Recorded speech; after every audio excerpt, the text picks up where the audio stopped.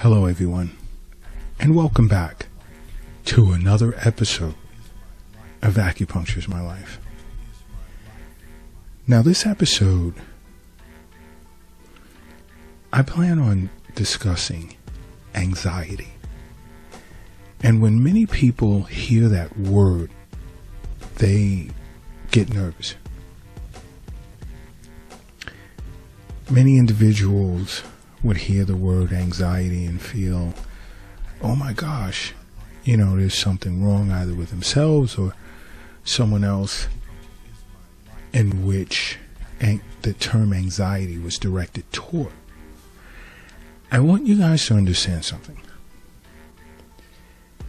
Anxiety is a necessity. Anxiety is really, it's a person's normal reaction to stress. And it's an emotion that's needed. Okay, because anxiety is what helps a person cope with stress. Now, anxiety only becomes a problem when it becomes an excessive, irrational dread of everyday situations. Now that's when anxiety can become or can be considered a disabling disorder. And these disabling disorders of anxiety, when it's excessive, can be considered, let's say, generalized anxiety disorder or panic disorder, or obsessive compulsive disorder, or post-traumatic stress disorder, or social anxiety disorder, or certain types of specific phobias. But overall, I want individuals to understand that just to hear the word anxiety, it's not a bad thing to start with. When it comes to emotions only become disorders when they're excessive. Because believe it or not, even joy can manifest a disorder when it's in excess. And in a future podcast, I'll talk about that. Okay, but understand, anxiety disorder, once it becomes a disorder, it has its own distinct aspects to it, which tend to be bound together as a common theme, in the sense of excessive, irrational fear, worry, and even dread. Now, when anxiety becomes chronic, this is what would be considered, and I'm speaking from a Western medicine perspective, this is what would be considered generalized anxiety disorder, which is basically an excessive, uncontrollable worry about everyday things. And this constant sense of worry tends to affect a person's daily function. And it can even cause physical symptoms.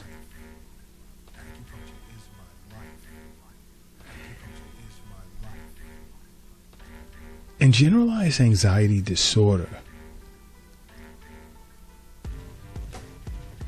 can also occur along with other anxiety disorders like depressive disorders or substance abuse.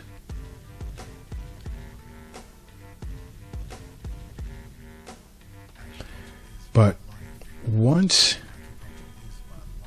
it becomes chronic,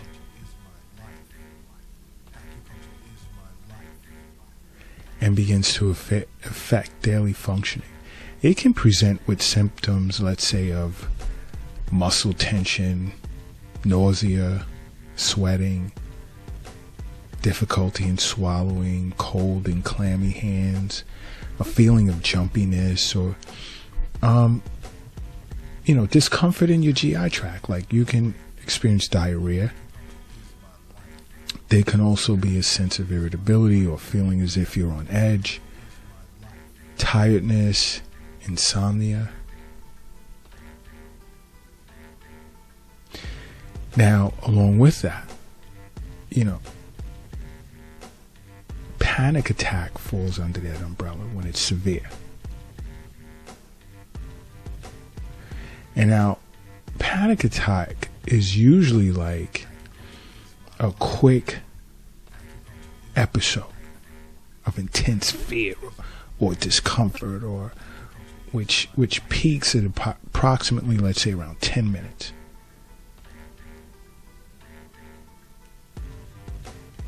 Okay?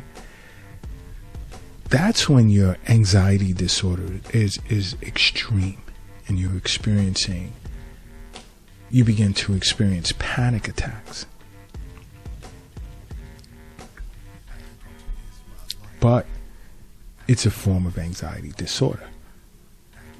And symptoms, let's say, of panic attacks can be like a feeling of doom or imminent danger. And you'll feel there's this need to escape.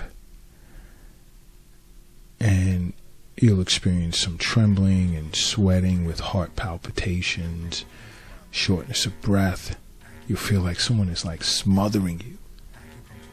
There'll be a feeling of like a choking sensation with chest discomfort or chest pain, abdominal discomfort or nausea, lightheadedness, dizziness, a sense of depersonalization, a fear of dying or a fear of losing control, even some tingling sensations and chills or hot flushes.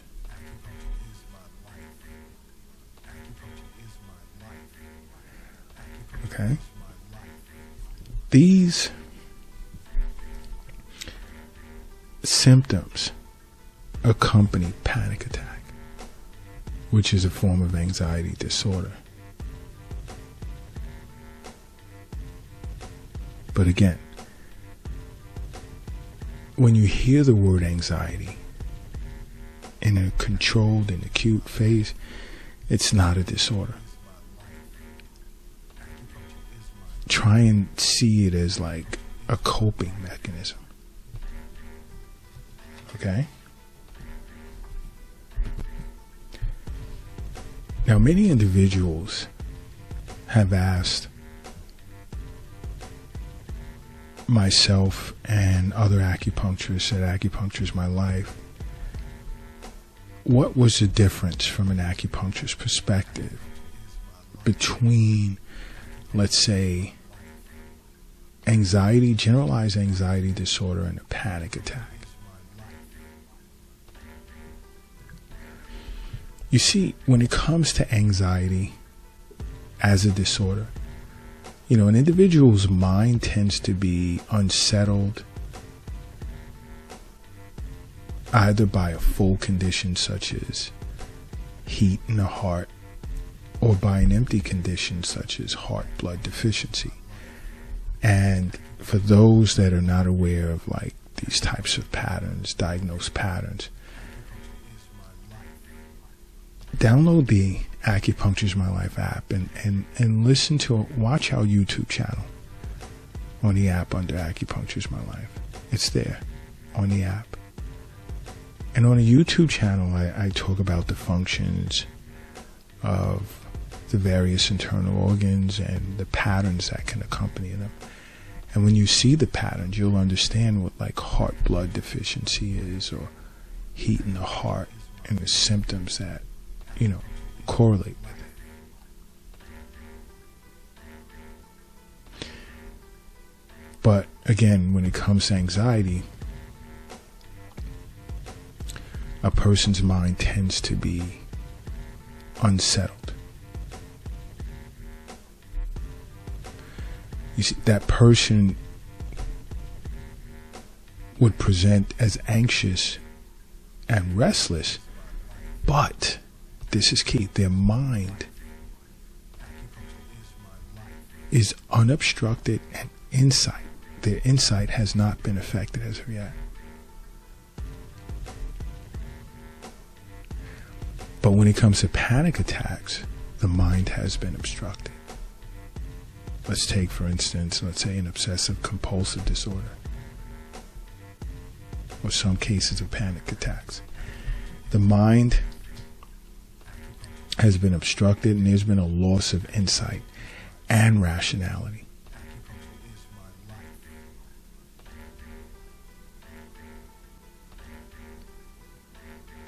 And the pathogenic factors that tend to obstruct a person's mind, one, and this is diet relative, one is phlegm. And many of you know that phlegm, internal phlegm, is bad in every way, shape, and form. Without being absolute. Phlegm is bad. But another factor that can obstruct a person's mind is blood stasis. Although severe chi stagnation can also lead to mild obstruction of the mind.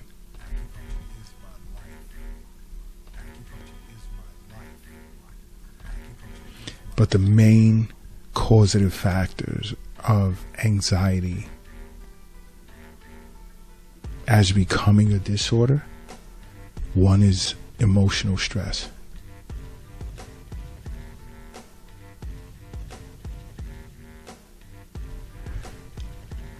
And that's when this stress is chronic.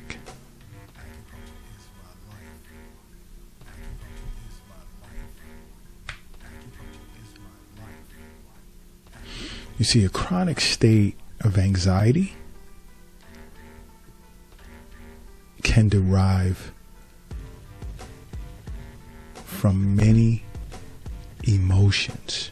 Now, outside of stress, it can derive from worry, it can derive from fear, excess joy. Remember, I spoke of joy. Shock, guilt, shame, and even pensiveness.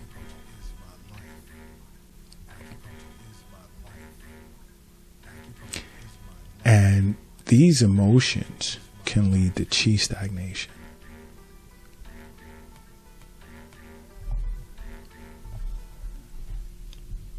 But other causative factors in anxiety can be a person's constitution.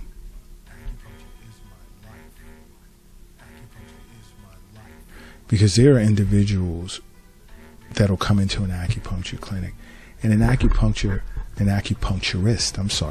would notice that they have a constitutional tendency to worry for no apparent external reason. Believe it or not. Another can be due to a regular diet, as I spoke of phlegm earlier. But a poor diet tends to cause a deficiency of qi, as well as yin of the stomach, which eventually affects the heart, which then leads to heart yin deficiency and anxiety. And back to phlegm. Let's say irregular eating and excess consumption of, let's say, damp producing foods like sugary foods, foods loaded with high fructose corn syrup, or fried foods tend to lead to the formation of phlegm, which obstructs the mind and aggravates anxiety as well as panic disorders. Another causative factor could be due to loss of blood.